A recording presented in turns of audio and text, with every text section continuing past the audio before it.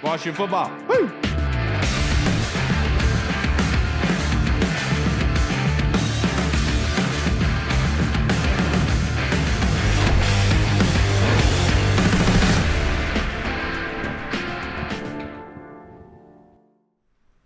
Hello, everybody, and welcome to the Burgundy Zone. I am your host, Kyle, and I'm joined by my co-host, Michael Reed. Hall should be here momentarily. He's doing Father's Day things, so to speak, but the Burgundy Zone is a part of the Frederick Podcast Network. You can find out more by going to www.listenfrederick.com, and the title of tonight's episode is Father Figures. And so we brought in the father of the draft, not the draft network, but just the draft process altogether, Mr. Ian Cummings. Thank you so much for blessing us on this. I know it's a holiday, Ian. I know you're at your parents. You're spending it with them, but you're able to take some time out for us, which just speaks to it. How are you doing on this beautiful Father's Day? I'm doing good. First of all, happy Father's Day to all the fathers out there watching right now, and all the guys in the call too. You know, it's a great day, and I'm here with my family. You know, just kind of chilling. We ate some steak, so the dinner's out of the way. So we're talking football now, but it's a great day. Great to be here with you guys too. How did you guys cook the steaks? I usually like medium rare a little bit. Yeah, you know, like medium well. Once you get to that point, it's a little too crispy. You know, you kind of yeah. So there's a balance.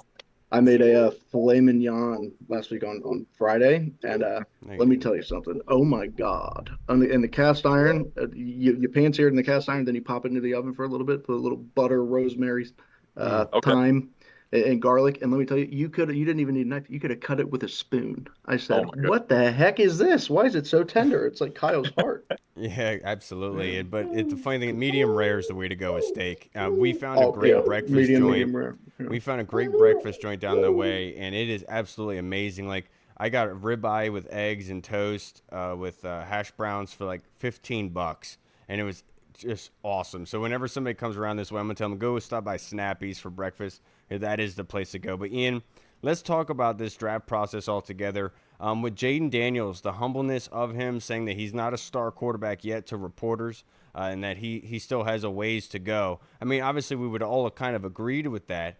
But with what you've seen so far with going on with camp with Jayden Daniels, what have you seen the most? Yeah, I mean, first off, the mentality thing, that's not surprising in the slightest. I mean, all the reports that we heard in the pre-draft process, you know, this guy, I mean, what he did in 2023, winning Heisman, and the work that he did to improve that much, I think speaks to the work ethic and, you know, lead by example type that he is, right? You know, you hear the stories from Brian Kelly and the LSU staff about getting to the facility at 5:30, 6 a.m. and doing the VR reality work, right? You know, getting in-game reps off the field, things like that. He's going to put in the work to be the best kind of player that he can be, right? And I think you're starting to see that mentality shine through at the professional level. And that's so fun because how raw talented he is with the athleticism, the arm, the accuracy, the quick release. So I think all the ability is there. And now that he's under the spotlight in DC, and they've needed a quarterback for such a long time, I think the mental traits are through. Yeah, and it's good to see. You know, he doesn't seem to be getting too caught up into his own stank as somebody like RG3 did when he was here. So that's not really his fault. Snyder was. It wasn't. No, exactly. That's 100%. RG3 is a nice guy. He's grown on me again. I actually like him again. But Washington, so they've been having a rookie third-round pick so far. I mean, I know it's still early. No pads have been on, but starting at left tackle by the name of Brandon Coleman. Yeah. How do you feel about this guy? Because I mean, if they get a starting left tackle in the third round on top of a franchise quarterback, it's a pretty good draft.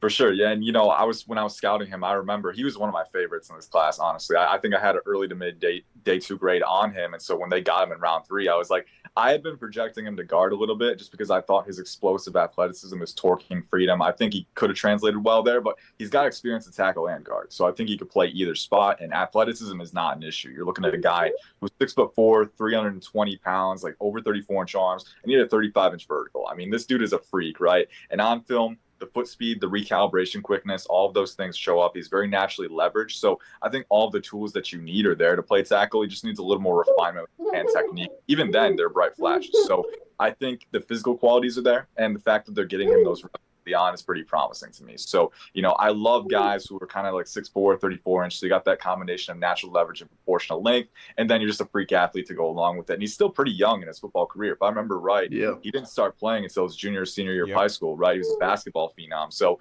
he's at the very start of his developmental curve. And I think if you can get in there on the ground floor, you can really reap the rewards down the line. Yeah, Ian, I want to get your opinion on this because with a rookie quarterback in particular, like that's what I want to ask you about. With like, what is more important for a rookie quarterback? Like, what would be the bigger detriment to have a rookie center or a rookie left tackle if you had to choose between the two?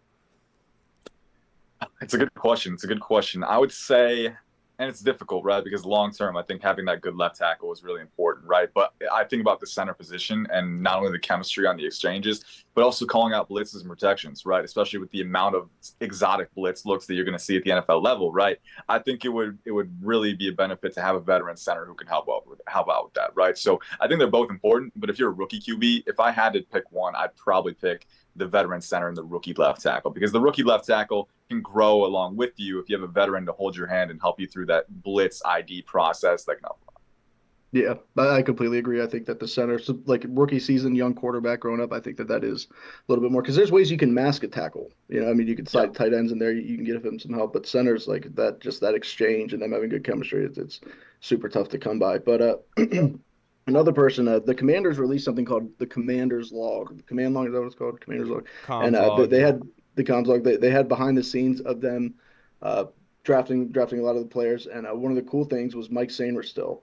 Just Adam Peters pulled a little joke on Dan Quinn saying that the team before the Bengals were going to take the guy from Michigan. He's like, oh, and then he's like, the defensive tackle though. So he's like, oh, you mother. He got all pissed off and stuff. What is it about Mike Sainer that you think is getting these coaches so excited? Man, what isn't? That's kind of my answer. I was watching. He was one of my favorite players in the draft because he just brings so much to the table, right? Undersized, right? But I think aside from that, you're looking at a physical, hyper-intelligent defensive back. I mean, the intelligence was really what struck me on film. Obviously, he's got the physical, the explosion, the agility, the fluidity to play in coverage, right? You can play the slot. He can play boundary a little bit too, but mainly going to be a nickel guy.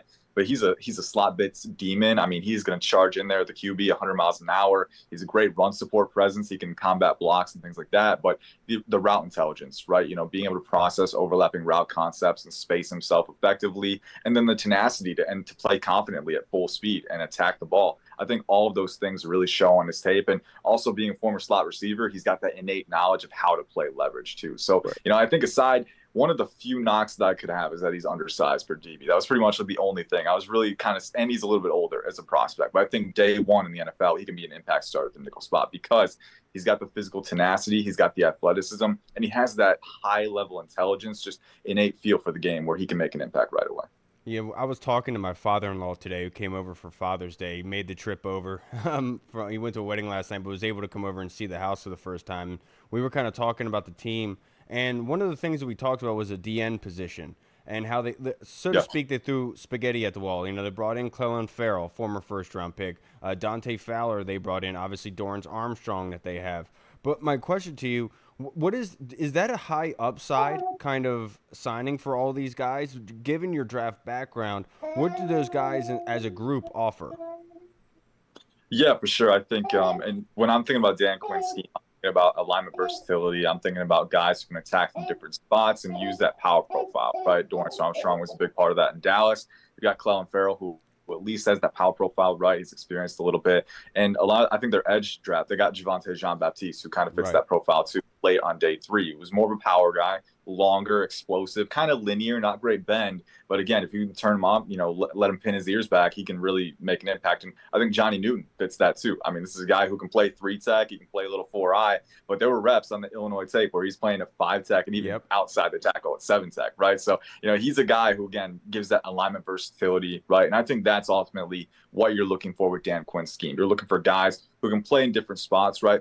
I don't think any of them are world beaters right now, but what I do think you have is a cohesive, versatile unit that can play. They can play off each other pretty well early on. And I think the two guys at the epicenter of that, Deron Payne, John Allen, helps with that too. So I think it's a fun unit. I don't think there's any world beaters in the edge group, but I'm very intrigued to see what happens because you got all those power guys, and Dante Fowler's got some speed to him too. So I'm intrigued to see how it plays out. And that's not even including Jamin Davis, right? And then also Frankie Louvu, who they added, who can obviously blitz himself. Louvu was the big one, in Carolina, man. That was his MO. It's like he's this joker who can rush the passer, whatever you need him to do. And I think he was an incredibly underrated signing too. So he's another one I'm excited to see.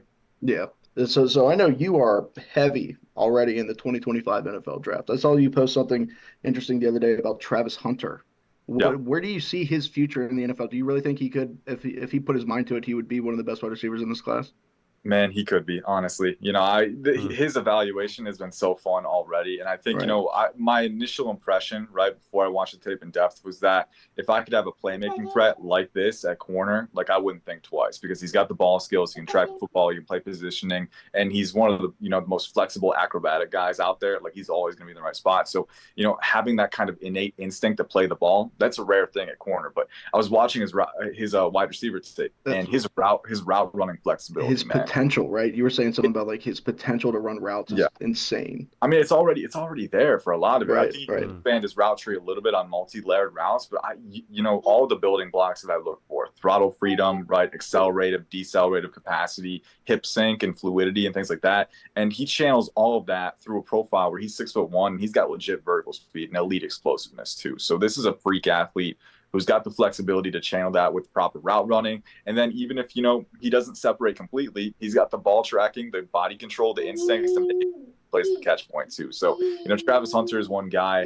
I didn't quite know where he was going to play heading into it. Now my stance is, if you want to play him a receiver or corner, just play him wherever you want. But I think he's got legit, game-breaking upside at wide receiver.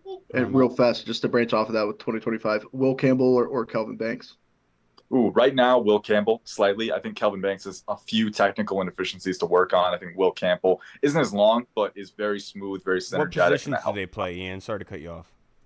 Yeah, both of them are offensive tackles. So if Brandon Coleman doesn't pan out long-term, that might be what you look at. My man. Or, hey, it doesn't pan out. Get inside there to guard. Go to left guard real fast. Exactly. Bring in Will Campbell in here. Yeah, and I think the versatility aspect is what they've been preaching all offseason. I mean, my goodness, Emmanuel Forbes being a punt returner, Brian Robinson a kick returner. They're really mixing everybody in. So right now we really truly don't know where these guys are going to be. But Ian, to wrap this up, I only have a couple more questions for you. It's a vacation time. I'm not sure if you've taken your vacation yet, but vacation is coming up. So what is your favorite vacation spots and / favorite vacation activity or like food that you like to eat on vacation? Man, that's a good question because I'm still kind of I still gotta up my I gotta add more to my list there. We went to Utah last year, which was a lot of fun. We got to see Zion and we got to go to Arizona to Horseshoe Bend, and I think that's the northern edge of the Grand Canyon. So that was a lot of fun, a lot of good food spots out there. But I'm still looking. I'm still kind of adding to my palate. What I'd like to do, I'll just kind of unwind. I like to write music. Like you guys know, I post on Twitter occasionally about it. So anytime I got an idea, I just try and, add to that a little bit. That's a good way to unwind and get my mind off football because I love scouting the guys, right? But you get footballed out at a certain point. You definitely got to decompress. So I try to do that when I can. So are you more a beach guy or just an outside guy? More of an outside guy. I'll go to the beach for sure. I like playing tennis too. Tennis has been a big part of my life. So whenever I can get out on the courts, I'll do that as well. Hiking, things like that, just getting outside. Getting outside is probably the biggest thing. Once you enter that realm, I'm pretty easygoing. I'll do whatever. Just got to get out and get out in town. Yeah, don't tell Reed that. He might ask you to go camping one time, and I wouldn't advise to do that, Ian. Next question that I have for you, brother. Let's just say, like, I'm not going to say funniest father moments, but what is one moment with you and your father that probably one of the fondest memories? If it is funny, that's great. Yeah, for sure. I mean, I think one thing that he's always taught me is, how meticulous you need to be. And I think the attention to detail, like we have a couple raised bed gardens in our backyard. Yeah, I know, right? But we have a couple raised bed gardens in our backyard. And I remember I was building them. The first one we built was in high school or whatever. And I've definitely gotten more into yard work as I've gotten older. But back then I was like, I could take it or leave it. Can I go back inside, right? He's like, no, we got to make it this 16th of a millimeter of an inch, perfect, just exact, right? So, just being out there and seeing how detail-oriented he is, I think that kind of precipitated, and that's always been something I looked up to. It's so funny how I was the same. I hated yard work as a kid. But I had to Yeah. mow the lawn. Like the first time I mowed the lawn, I was like, sick, cool, did it, got that out of the way. Then like a Yeah. few days later, my dad's like, you got to go out there and mow the lawn again. I was like, what the hell? What are you Dude, talking? what? And like that If not started for one the and rest of my done, life. like, come on. Yeah, I thought it was Dude, a one-time thing. that was me in But getting 6th older, I grade, love it man. now. That was me in 6th grade. I was hating the world mowing my backyard. It was so hot out, and I was like, why do I have my friends don't have to mow their lawns? But Yeah. thankfully that did happen, and the detail orientedness of you, Ian, has definitely blended into your draft analysis because, dude, you are all about that. So make sure you thank your father for that because you obviously hit that out of the park. Last question I have for you is about Ben Sinnott, because a lot of people said on Twitter that Cliff Kingsbury didn't know much about Ben Sinnott, but I would argue that what he immediately said, and we can use him in a different package of ways, kind of speaks to Yeah. that he did know who Ben Sinnott was and how to utilize him essentially. But how do you think that he's going to be getting a lot of snaps, and do you think that he possibly could be lining up in the backfield? Yeah, it's a good question. I saw that clip on Twitter where Josh Harris, they were talking about they were going to take him. It's like, is he going to still see the field with Zach Ertz here? And it's like, absolutely. I think he will see snaps because he can play wherever you want him to. He can play the H-back role. He can, block from that alignment, but he can play in the slot, in line, even out wide a little bit too. So I think the all-encompassing alignment versatility and then the ability to scheme him touches as a rack threat in the short range too. I think all of that will bode well for him. So I think he will see the field right away. I think there could be an acclimation period. There always is for rookies, but that hyper flexibility is always very appealing for guys. I forgot the last branch of the question. What was the last branch of the question? Basically, like, just you kind of already did it, basically, but just essentially saying how do you see him being utilized in this offense? And you kind of hit it out of the park already, Ian. Yeah, probably just the tight end too, right away, right? But I will say, he was graded very highly. He was a top 50 prospect on my board. He's got the fluidity, he's got the route running ability, he's got really strong hands over the middle too. He's pretty explosive, but kind of a fluid explosive where it doesn't always catch your eye like a Brock Bowers, but he's got that juice for sure. So I think Ben Sinnott right away, that kind of utility tight end, but I do think there's the upside, especially when Ertz moves on in 1 to 2 years. You could be looking at your new tight end 1 in the future. I think it's possible. Seems Chris Cooley-esque a little bit. Like you can use him in a variety of ways, like we use Chris Cooley. For sure. Totally agree with you there. Ian, thank you so much. I don't want to take any more time away from you and your family, brother. But before we get out of here, would you like to plug your social media handle and anything that you're writing up here soon so people could take a look at it? Yeah, for sure. You can follow me at IC_draft on X, formerly Twitter, just 2025 NFL draft content. That's pretty much what we're working with. I've got a new mock draft coming out at the end of this coming week, so keep an eye out for that. Let me know what position you might want the Commanders to target early in round 1 if they're picking that early. But aside from that, feel free to hit me up on Twitter if you have any draft questions. I'll try and be responsive whenever I can. My man, thank you, Ian. Have a good night. Enjoy your weekend, and try to stay cool during these temperatures. All right, man. For sure. We'll do. You guys too. Have a good one. All right, everybody. We just spoke with the man, Mr. Ian Cummings. Always appreciate Ian and his expertise. He absolutely hits it out of the park. Cool. He's so cool. He's so good, dude. He's one of the only draft analysts that I purposely seek out to look for what he thinks about certain prospects because he's so good at it, dude. He's so knowledgeable. And we talked about that detail orientedness, right? And he definitely notches that belt. But Reed, before we get into fan questions and kind of wrapping up this episode, kind of just want to talk about you being a naturally unfunny guy. Your dad has to be hilarious. So, do you have any funny moments or memorable moments with your father? Dude, he's not funny. He's super straight laced, super. I mean, he's funny. Like it's funny to me and my brother. Like the things that he does, it's funny to me and my brothers. But he was in Vietnam and stuff. Like he's a man. But one thing that I always remember was when we were young. I was like 14 or something, and I quit football freshman year of high school, and my dad flipped shit on me. And a few months before that, my sister got caught stealing a $3 little thing of makeup from Weiss. Cops came and shit. She was 16, 17. They called my parents, my dad. I remember they grounded her. My dad called her whale shit. That was funny. I always thought that was funny. But he was like, "You're whale shit." I was like, "Whoa." Me and my brother laughed. But so that was a few weeks prior. And then I quit football. And when I quit football, my dad was like, "You're not going out for the rest of the summer. You got to go outside. You got to pluck the weeds every day. You got to do yard work. You got to." And I was like, "What the fuck? I quit football. Kate robbed a store. The hell's this?" But it was funny. He was trying to teach me not to quit things, but dude, I quit that. I didn't do it. I said, "Yeah, right, Tim." Your father should. No, I didn't say that. I was scared of him. Probably. Yeah, you should. Because he probably would have beat you. He would. He's a man. For me personally, probably one of the funniest moments was when I blackmailed my dad. I was grounded for like 3 months because I lied about going out in the middle of the night, hanging out with some chick, and they caught me sneaking in at 4 a.m, and they asked me what I was doing, and I wouldn't It's crazy tell them. that you call dudes chicks. That's weird. Yeah, But but anyway, keep going. Yeah. I was white lying it, just trying to say that I was out with my buddies, but I got grounded for it. But my stepmom was out for the day, and so my little brother and my dad were there. My dad is a video game head, and so he was in my room and he was playing Halo 2. I'll never forget this. And my front door is wide open. I walked out of the front door and I see my little brother Michael, who's like a toddler. He's just in his diaper at the down at the street, just by the light pole, standing by himself, just looking, just acknowledging the beauty of nature. So I ran down and got him. I brought him back to my dad. And I was like, Dad, Michael was outside down the street, dude. He was like, oh my goodness, please don't tell Mom, please don't tell Mom. And I was like, all right, I won't tell Mom if you take me off grounding. But and it was yeah, like, hell yeah. and he was like, deal, solidified, let's do it. So Easy, hell yeah. That's probably That's one of the so funniest funny. with my dad just panicking. I've never seen my dad panic before, but that day was different. Yeah. But it was like that for a lot like with me though, with my dad. Because he put me into yard work, making me mow the lawn, weed whacking when I was in fifth. Yeah. I've been, doing my own clothes, laundry since I was in fifth, sixth grade. So they did a good job. I will say that. So happy Yeah. Father's Day to everybody out there. It's a funny. One time, my dad said something that I still don't get to this goddamn day. I was going to a lacrosse game and I forgot my cup, so I didn't wear my cup, so they wouldn't let me play.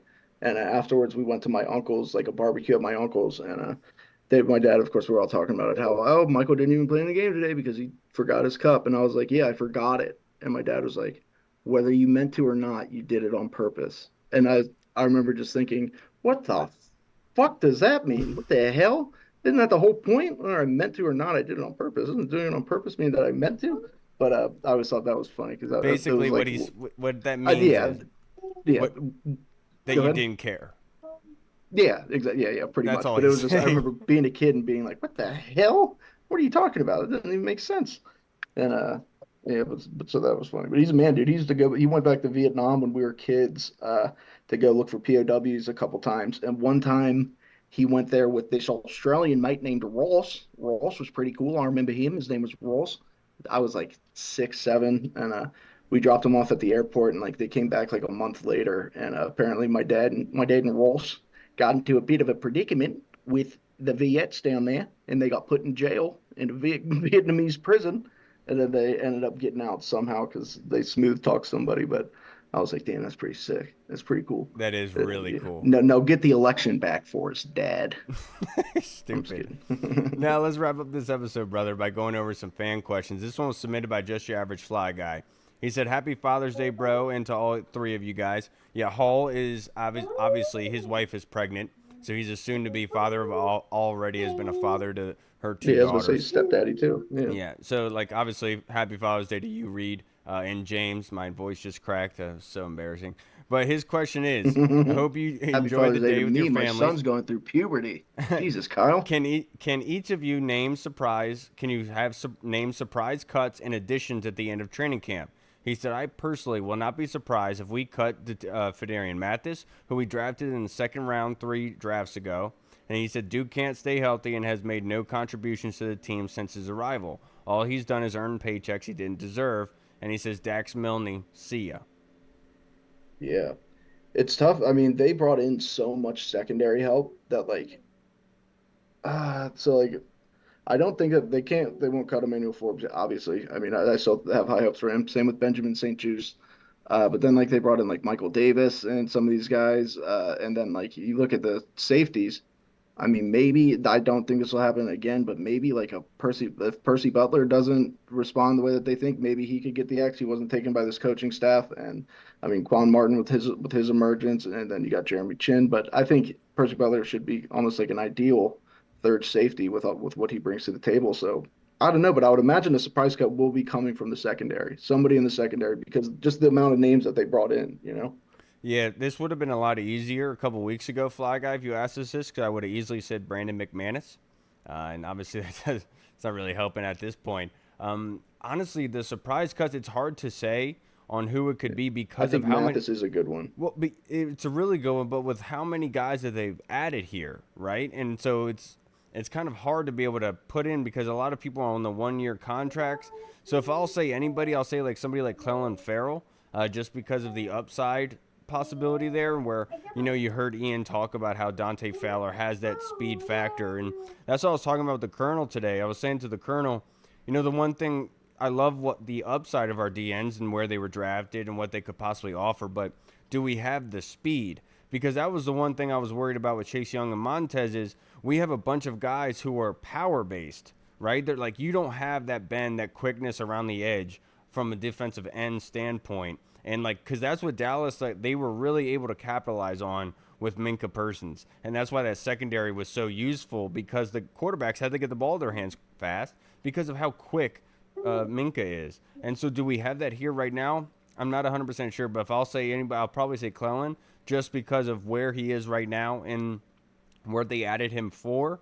I think that's probably one person you could say could be a surprise cut, but it's probably not. It's a crappy answer, and I'm sorry, Fly Guy. No. It's hard. Like even thinking about the secondary, like maybe a Noah Igbinoghene, just because a numbers game, but he's somebody they just signed. But like on the offensive side, a popular one has been Diami over the last couple months, but Diami seems to be like when the Commanders are posting stuff on social media, Diami seems to be involved a lot. But I know that they obviously have Terry Jahan, McCaffrey, and then they brought in a couple guys. They still have Jamison Crowder who can offer return as a return specialist too. So like it's tough, man. I don't know who it is. All I know is that I hope Sam Hartman's our backup quarterback because good God.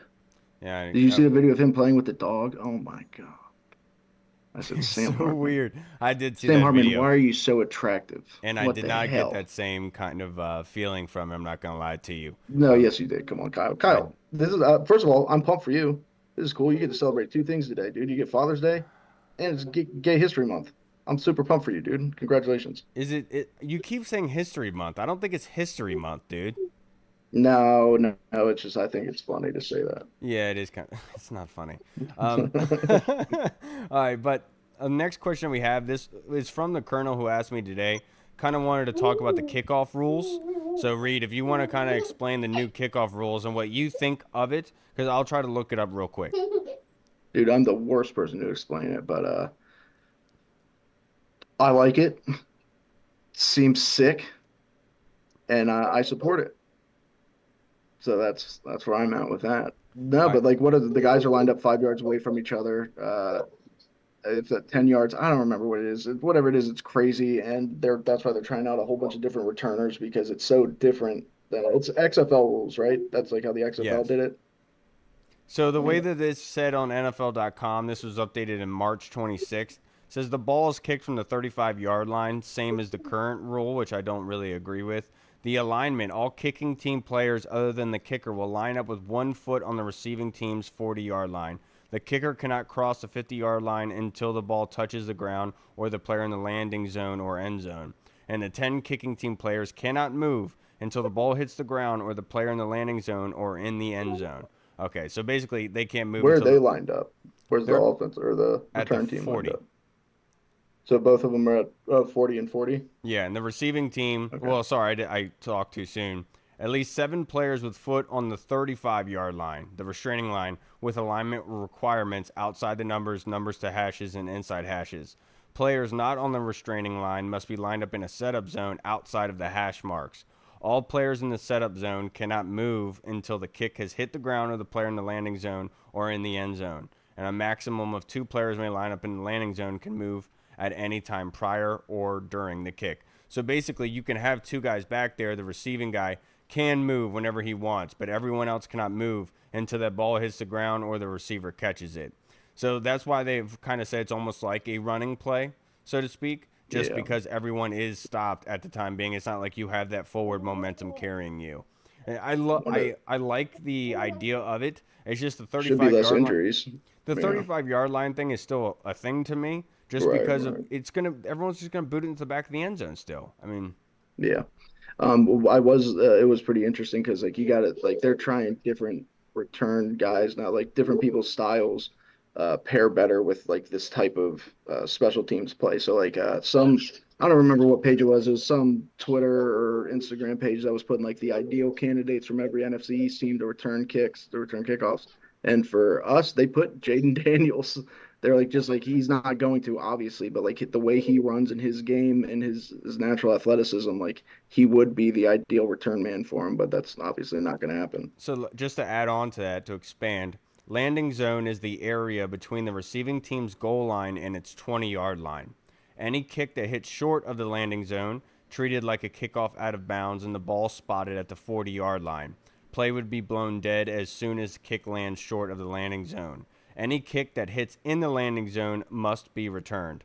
Any kick that hits in the landing zone and then goes into the end zone must be returned or down by receiving team. We already know that one. Kick hits in the end zone, stays inbounds, returned or downed. If downed, then touchback at the 30-yard line. So essentially the same type of thing, except for everyone can't move. But if you're booting at the 35, you just boot it out the back of the end zone, man. 95% of the time, it's a touchback anyway. So I don't know why they kept it at the 35. They should have changed those rules, in my personal opinion. I hope that helps, Colonel. He had another couple other ones, but he had a busy day today. He had to drive nearly 4 hours back to his place and felt terrible. But he seemed to enjoy the place, except for my dog Odin, like dang near ripped his arm off, which is insane with his nails. They just got long nails right now with the move. We haven't been able to keep up with it, you know. Mm-hmm. Now let's go to our. Sick, though. I think that's cool. Let's go to our fan questions in the Discord. This one's from Jeff Miles Hefe. Thank you, Jeff. And his artwork is amazing, dude. He's so good. Make sure you guys look out for the artwork that they did at Commanders Field in Landover. It's awesome. And I want that Terry McLaurin painting that he had because that thing is freaking cool. His question is, while I agree left tackle position is probably the most important position to secure, why is everyone comparing JT's lack of protection to RG3's injury situation, as if RG3 didn't have Trent Williams and Brandon Sheriff?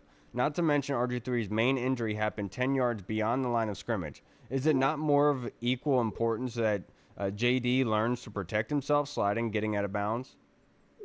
Yeah, and I do think that was something that they've talked about, Jayden Daniels not getting down, taking big hits.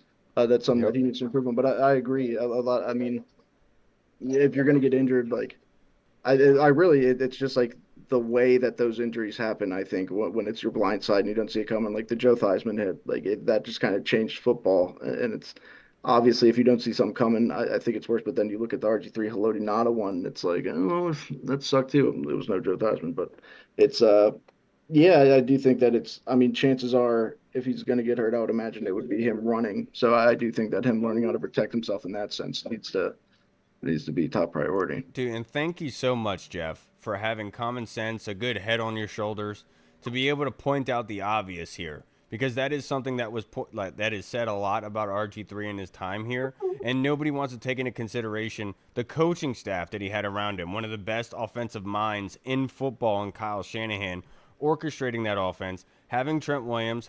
Look, you can say what you want about Brandon Sheriff. He's a Pro Bowler, very good guard. Actually, was Brandon Sheriff wasn't here for RG. Not his rookie year, but no, Sheriff was drafted in 14 or 15. Remember, actually. Sheriff was drafted by Jay Gruden. Yeah. So I think he only had maybe 1 year, if that, with him. I think that might have been the option. The option year. But who was it? Remember we brought in Trent Brown to be the other tackle opposite Trent Williams. I think it was Trent Brown, right? He played for the Saints. He also went to Oklahoma, and he was super athletic. He didn't pan out. I think like Will Montgomery was playing at that point. I'm not really 100% sure. It's been so long since that time. Remember Casey Robach though? Casey Robach was sick. It wasn't Casey Robach was sick. Casey Robach was the man. But like you bring up a really good point here, and just essentially saying that yes, could we be better? Of course, but what it comes down to is Jayden Daniels has to protect himself. We talked about it last week. That's one of my biggest cogs in all this is just being able to research and look back and watch film on Lamar running, Tyreek Hill receiving. They do a great job of avoiding contact. And not saying that like avoiding contact is a bad thing whatsoever, but if you're being the number one investment that this team has honestly made since Josh Harris and company took over this team, you have to do your due diligence to make sure you can be playing all 16 games and possibly playoff games. And that's one thing RG3 couldn't do in his rookie year, right? So we want to make sure we don't want you to go out there timid being scared of what you're seeing, but also being smart about it, taking what you can. But we don't need you going up and getting turned around like a light bulb when you're trying to get extra 3 yards on a play. Just get down. Yeah. There's no reason to get fret over it. And you live to fight another day, of course. But I know that Jayden Daniels has that dog mentality. And I don't want to take that away from him, but there is a smart element here. Yeah. Just a trip down memory lane real fast. I pulled up the 2012. I know you weren't necessarily talking about rookie season, Jeff, but the 2012 Commanders O-line, Trent Williams at left tackle, Corey Lichtensteiger at left guard, Will Montgomery at center, Chris Chester at right guard, and Tyler Columbus at right tackle. Oh, Columbus. Starting went tight to end. Denver, right? Denver after a year. Yeah, who's listed as a starting tight end? The worst starting tight end in NFL history, Logan Paulson. Our boy. Now, Fred Davis I don't know, boys. I think Fred Davis got suspended that year. Yeah, for smoking mad weed. Yeah. But I definitely was that. I remember EB from the Junkies clowning on Trent Williams, saying that he was a loser because he smoked. It's like, come on, dude, get off your porch, man. Meanwhile, EB smokes crystal meth. Did you know that? Yeah. Now allegedly, I should probably say allegedly. The next question we have is from Tim Towner. If Jayden Daniels plays like we all hope, he'll clearly be the number 1 rookie from this class. That said, who will be number 2? Might also share who you think might get the second most snaps, considering everyone stays healthy. We're talking about just for the Commanders? No, for the NFL rookie quarterbacks. I mean, dude, I would imagine. So, yeah, if Jayden Daniels performs like he should, I'm going Jayden all day. But obviously, Caleb Williams, and I know a lot of people. Caleb's really, it's so funny, as a prospect. I loved him. He's so good. But now that he's in the NFL, I'm like, everything he does is so cringy. He's such a loser. He's so weird. Everything he says sucks. I don't like him. But that offense could be, and happens every year where teams load up on offense and they load up at wide receiver and they revamp all the stuff and it doesn't pan out. But that should be a pretty good offense. So I'm going to go Caleb Williams. But I also think that Bo Nix, if reports are true, Bo Nix he's got some talent up there, not as much as like a JJ McCarthy does, but Bo Nix I think is somebody that a lot of people are sleeping on. And damn you, because I was gonna say Bo Nix, and that receiving core that they have in Denver is no slouch. If Jerry Jeudy, I think he's still on their roster. I'm not even. I don't know. Paying 100% attention to that, but they have a very good offense. And, Javonte Williams, the running back up there. Sean Payton doing what I honestly. Jerry Jeudy's in Cleveland. Is he really? Yeah. My goodness, what happened? Oh, did they trade him this offseason? Is that what happened? Yeah. Mm-hmm. Okay. I haven't been up to date. It's been so crazy here, but they have a good offensive system in Denver with Sean Payton. As much as we want to talk about Sean Payton, he would do wonders with a guy with a quick release like he did with Drew Brees. It's the accuracy part of it, right? And I think that is a shoe-in fit. The easy answer would be Caleb, just because of the limelight, him getting as much publicity. Chicago wants to give him the ball a lot, but I do think that Bo Nix would not be far behind that. I would love to say Michael Penix Jr., but we don't know how many snaps he's going to get, right? So I will say the most in snaps is going to be Caleb Williams at number 2, just because that's almost guaranteed. Yeah, right. And if we're talking like snaps and stuff, I like JJ McCarthy and I love the situation that he's in. I do think being able to grow with Justin Jefferson is huge.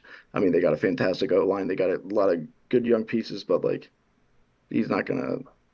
Sam Darnold's probably going to take a majority of those snaps early on. Well, and that's my whole thing about J.J. McCarthy is Justin Jefferson is used to Kirk Cousins feeding him the ball, who could feed him the ball a lot and plentiful. I do honestly believe that J.J. McCarthy will be able to do that, and that's where I'm kind of I don't know there. Yeah.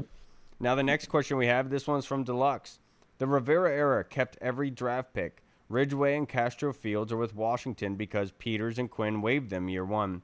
Is it safe to assume that draft picks are no longer safe just by being a draft pick? Not necessarily. I think that a lot of teams, most teams these days do that. They want to give their rookies and their young guys a chance. They draft them for a reason, unless somebody, is straight up just a nuisance off the field or just hasn't done anything. But I would imagine that they'd like to keep their guys around, even if it's practice squad for some of the late round picks. Yeah, and it's funny because this kind of goes into average fly guys question pertaining to the surprise cuts and Fedarian Mathis obviously being the second rounder that Washington drafted with the defensive tackle. And I think that plays a lot into what's being said here. And I do think that, yeah, you're right. I mean, based on what we have already seen, what they've done in replenishing this team, they're not wasting any time by recycling, right? So they will do whatever they need to get the guys that they want in here.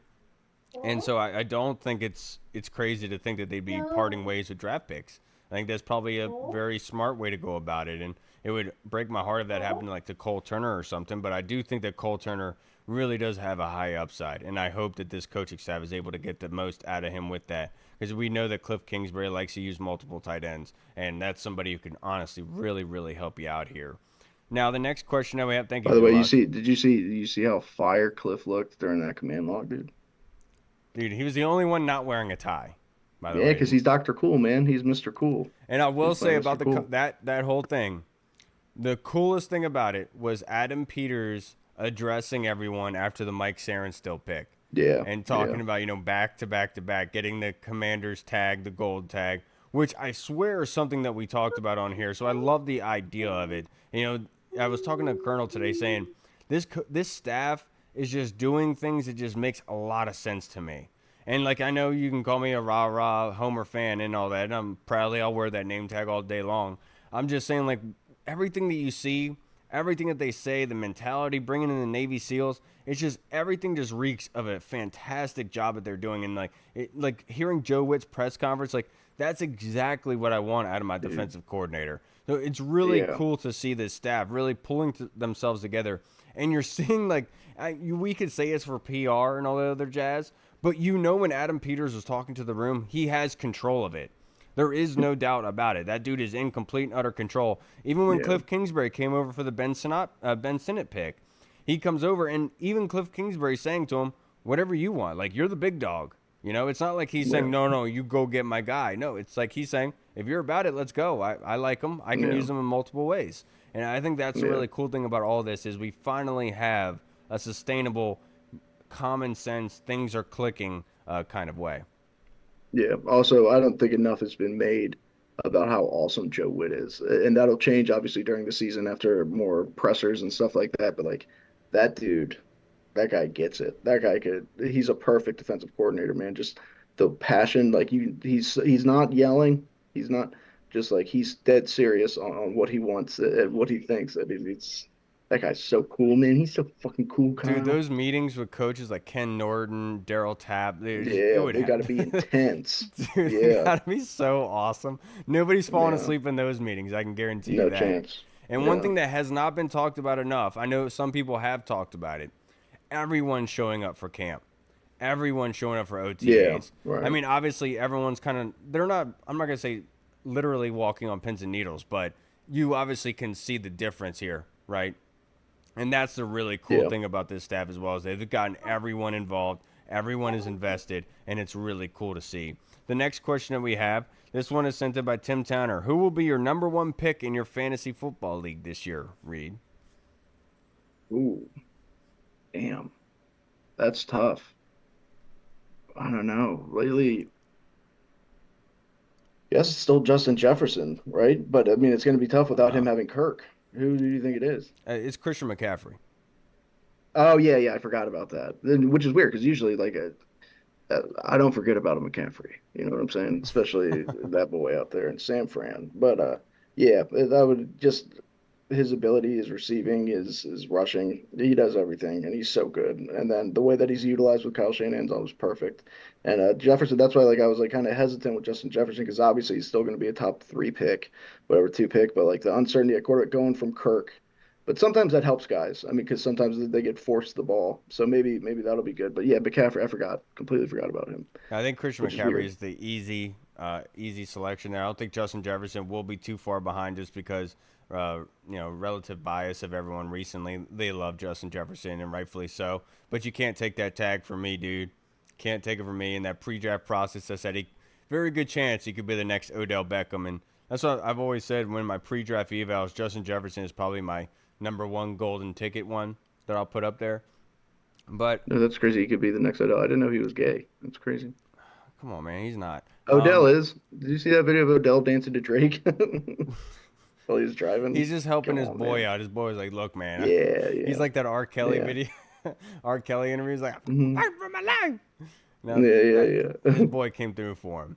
I will also say I think Tyreek Hill could make a run for it, just because he has the same quarterback putting up a crap load of points still to this day. So I think Tyreek Hill could be in the mix there. But I think it's very, very easy. It's going to be Christian McCaffrey. Wouldn't surprise me to see Jonathan Taylor up there as well, but you never know in this sort of league and how everything really does change on a whim, and you don't know what's going on.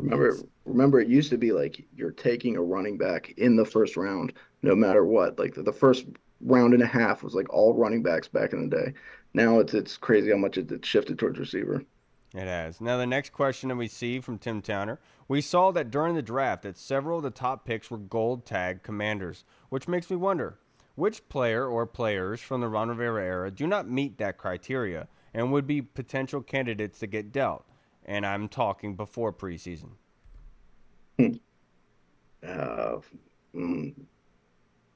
Damn. That's pretty tough. I mean, maybe like we talked about earlier, maybe Fedarian Mathis, but I don't know much about Fedarian Mathis's work ethic. I don't know much about him, but like he kind of seems to have fallen out of favor, I guess. I mean, just with the Johnny Newton pick and already having two stud defensive tackles up there, possibly, but I don't know, man. That's a pretty tough question. I would say one of the DNs. They're still on here. I don't think Will Bradley King. He's gone. I'm not really sure. Don't make me say my boy, the tight end, just because of the John Bates. Well, he's a great blocker. Or Cole Turner. I was about to say, yeah. One of the things that could be a problem too, though, with Ertz, with Bates, with Sanad, with Cole Turner, and then you got Amari Rodgers, who's a versatile, decent player who showed a lot.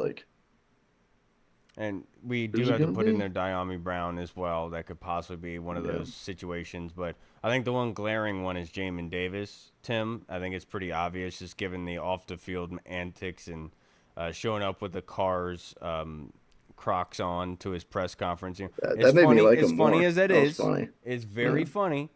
I'm just saying that might out of touch. It's dumb.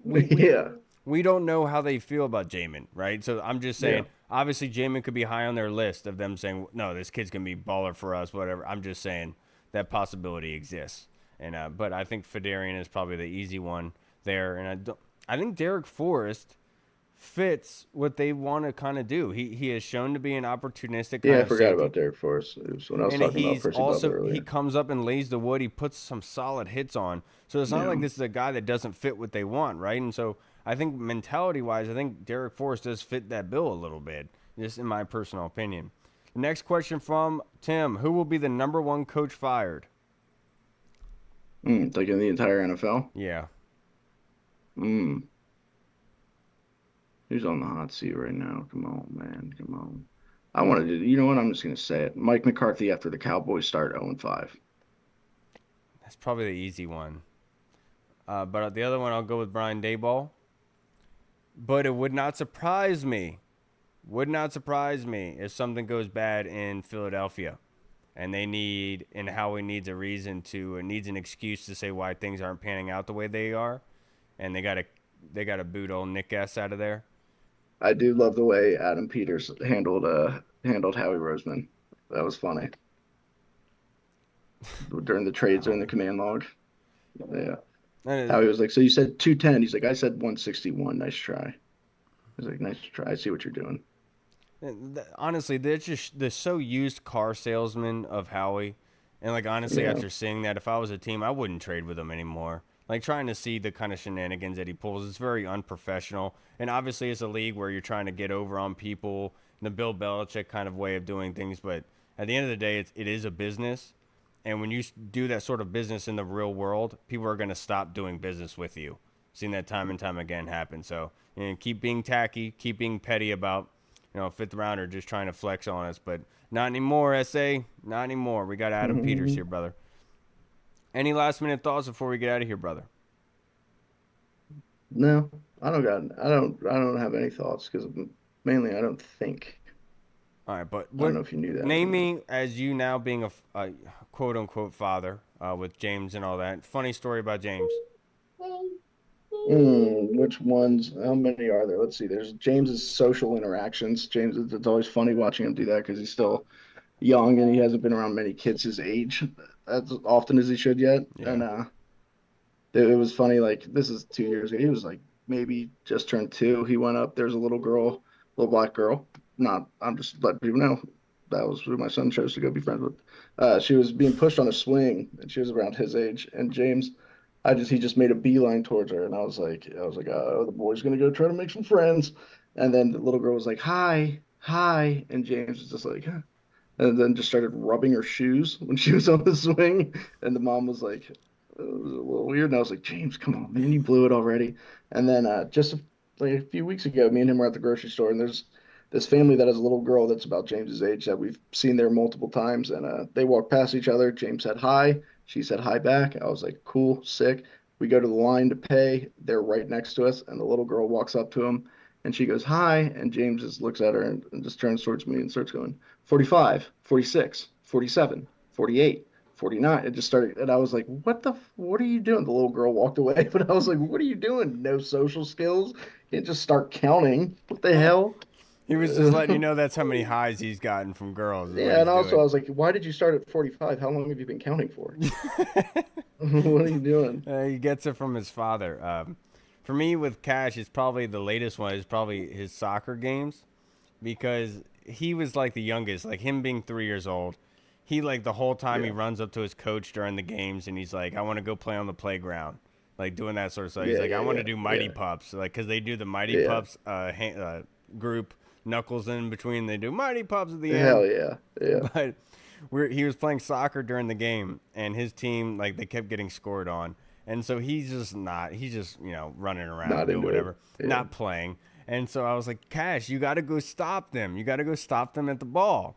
And he runs up to them as they're chasing him down. He goes, stop. Pointing his finger telling them to stop. Absolutely hysterical. He did what you said. He did, but it was like not literally, Cash. You got to physically stop them, dude. That's so funny. Dude, he is a blast. And my daughter, Corey, I mean, she does this funny thing. How old is she now? She's 18 months. She's a year and a half. Okay. So yeah. She does this funny thing where she's like, what? And it's just really funny. She's starting to speak now. And, yeah. It's starting to... So tight. How's Cash awesome with her? Yeah. What'd you say? How's Cash with her? Is he good? He's a good big brother. How's Cash with her? He's a good old big brother. He because I wrestle with Cash. Used to it? I wrestle with him, and so like we have fun. But he tries to do the same thing with her. Yeah. But we are doing the whole thing. He is a good big brother, though, man. He really. Yeah. I'm sure. Like today, I think today cute. They were having food and he said something to her. She said, and he was like, "Say please," and she said please, and he gave it to her. Yeah, hell yeah. Like, good job, man. Good job. Yeah, there you go. That's my boy. That's my boy. That's my daddy's boy. But he needs to be a little bit better. He is a little bit too rough with her. But she's one tough cookie, man. She gets knocked around, beat up, but she just gets up with a smile on her face. It keeps going, dude. She is a tank, man. I will say that. One of the funny things, when Nikki was like around James, they were a little bit older. So funny, dude. He I took him to a playground one day. There's a little girl being pushed on a swing by her mom, and Nikki's like going and standing on top of the slide and like yelling stuff at him and stuff. Like I remember he stood up there, just raised his arm, and the mom was like humoring him, being like, "Oh, that's cool. Those are cool shoes." And Nikki just stood up and goes, "I was born in Oklahoma," and then goes down the slide, and the mom was like, "Okay, very cool, very cool." And I was just like, "What are you doing? What are we doing here?" It was funny the other day. Cash, actually no, it was today because it was Father's Day. He woke me up, and he got in. He was like, "Boobs, boobs." Like, no. This is just my chest. This is just my chest. I don't have boobs. We don't have boobs. He's like, no boobs. Like, no, this my chest, son. It's my chest. Like, technically, I need to lose weight, Cash. I get it. Yeah, and my daughter, dude, she is so funny, dude. She says hi to everyone, and she has this little voice. She's like, hi, and she just waves at them. Dude, she's hysterical. But regardless, I could go on all day about my kids.